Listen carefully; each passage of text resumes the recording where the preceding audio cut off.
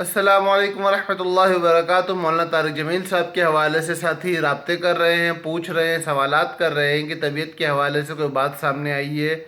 مولانا بیمار ہیں بہت شدید۔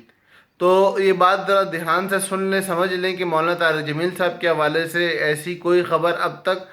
واضح طور پہ تو سامنے نہیں آئی۔ ہاں البتہ بہت سارے ایسے ساتھی کہ جن کی تصدیق کی جا سکتی ہے ان کی طرف سے بات آ رہی ہے،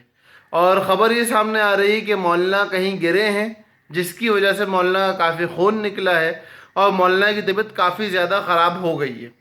تو اس لیے بھی، اور اس کے علاوہ مولانا کی ہماری ذات پہ بہت احسانات ہیں جس کی وجہ سے مولانا ہماری دعاؤں کے ویسے ہی مستحق ہیں۔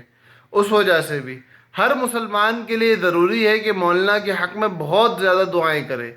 یہ ہماری قوم کا ایک ایسا سرمایہ ہے کہ جو ہم میں سے ہر ایک کو محبت دیتا ہے، ہمارے درمیان محبت بانٹنے والی شخصیت ہے، اور اس کی موجودگی سے ہمارے درمیان محبتیں پھیلی ہیں اور انشاءاللہ پھیلتی رہیں گی۔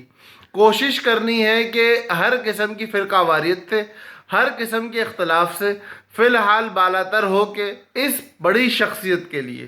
اس مقدس شخصیت کے لیے ہم سب اللہ کے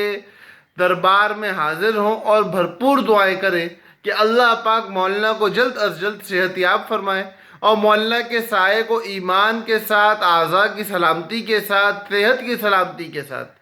اور اپنی محبت کے گنگانے کے ساتھ ہمارے درمیان باقی رکھے۔ وہ آل بیت کی محبت، وہ